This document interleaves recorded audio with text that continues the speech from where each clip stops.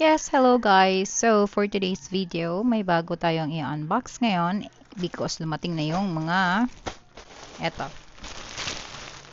Yan, yung mga bagong parcel. So, yung mga in-order natin, hindi pa to lahat, may mga paparating pa, but yes, let's open it. Okay. First pala, ito nga pala yung una kong na-receive. Teka. Nahihirapan. So, ayan. So, ito yung una kong na-receive. In-unbox ko na siya kahapon.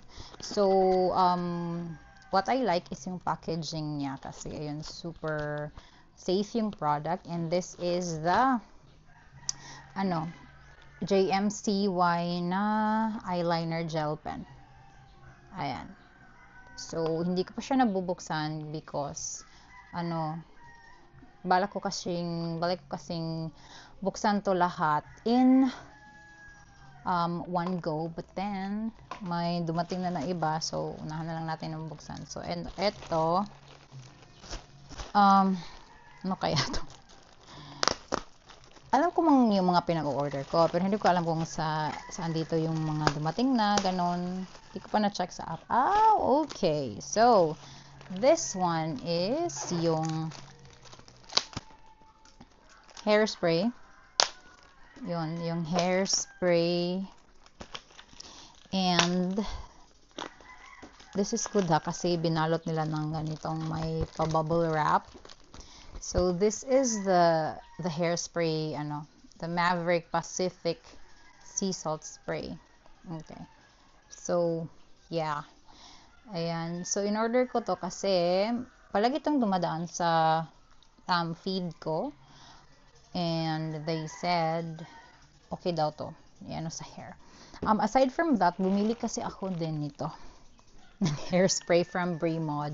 So, I already opened it kasi kasama siya doon sa isang, kasama siyang dumating. Ganun. So, dalawa yung in-order ko. So, itong isa is yung Stronghold Styling Spray. And then, this one, the white one, is yung Stronger Hair Styling Spray. So, binili ko to kasi I'm in my era na gusto kong magkulot-kulot. Yun. Kaya binili ko. And then, dalawa na yung binili ko for me to try kung green or white ba. Tapos, ito na din. Bumili ako nito din ng hairspray. Okay. And the next is ito. Ano kaya to? Diba?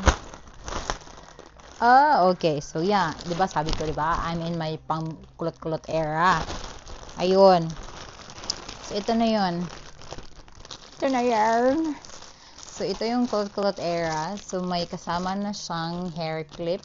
And then, ito din, yung pantali. So, ito yung, ginaganyan mo. Yung nasa picture. Yung parang i-overnight mo, itulog mo. Diba?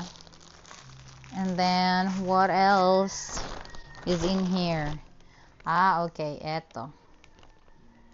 Stick, hair wax. Yung, parang kung kunwari magpapaponytail ka, tapos gusto mo lang yung plakadong-plakado talaga na walang, maano na hair, gaganyanin mo, para siyang glue. Para siyang ganun, para bang ready na businesswoman na CEO yung atake, ganon. Ito yung hair wax. So, binili ko na rin to.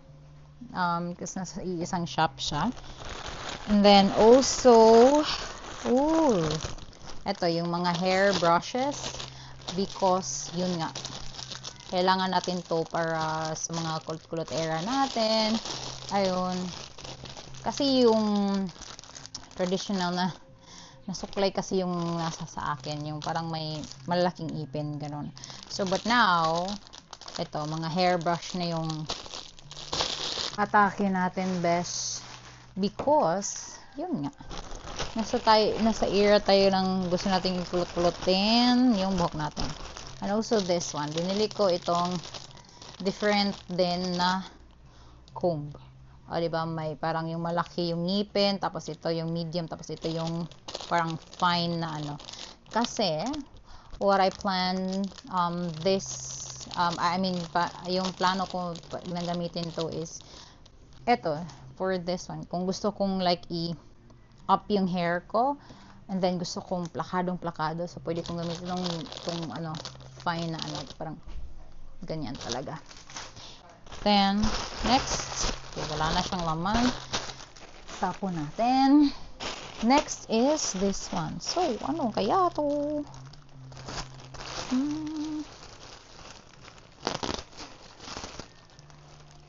Oh yes, ayun.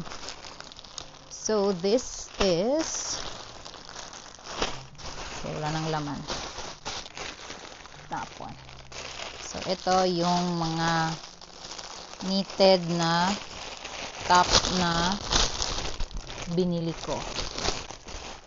Okay, so this one is white.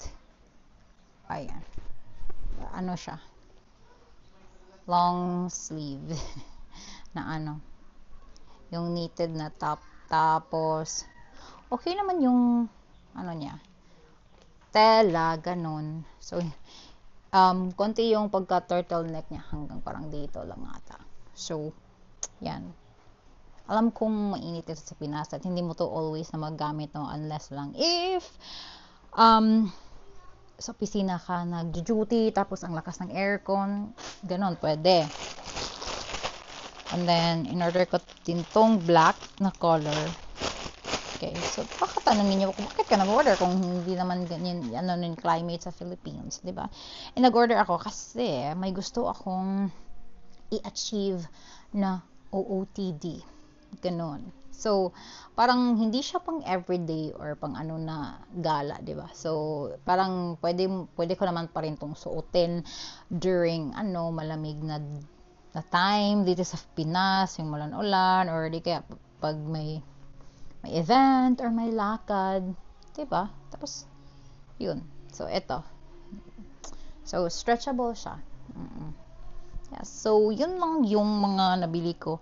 And yung mga previous na ko is, eto, bumili din ako nito. Pero na-open ko na siya, na-unbox ko na siya. Hindi ko lang na video. Kasama siya dito at saka doon sa, sa hairspray ng Bremod. So, eto, yung pakulot. Diba sabi ko, pinanindigan ko yung kulot-kulot na era ko. Kasi, naisip ko, may may hair curler din ako dito. So, naisip ko, kung hindi yun gagana, I'm gonna try this. Parang manual or this one, yung gagawin mong ganito pag patutulog ka, like i-overnight mo. So, yun. So, let's see kung anong mas sa hair ko, or kung sino sa kanila ang mas bet ko na magbibigay sa akin ng curl. So, yun lang. And then, may coming pa kasi nag-order din ako ng mga makeup. Kasi wala akong makeup dito. Yung makeup ko dito dati, matagal na yun, like last year, like almost a year na yun. And then nung ginamit ko, para na siyang nagkikakey, ganun. So hindi na maganda yung kalalabasan ng makeup, ganun. So bumili ako ng makeup, ng setting spray. Okay, kasi nga gustong-gusto kong yung self ko ngayon. Ibu-boost ko ng pangmalakasan yung self-confidence ko. Kasi unti-unti na siyang bumabalik. Kasi nga, nababawasan tayo ng timbang. So, unti-unti bumabalik yung confidence natin. So, yeah, yun lang. So, I'm gonna let you know then kung maganda ba itong mga products na nabili ko. Alright, so thank you for watching. Bye!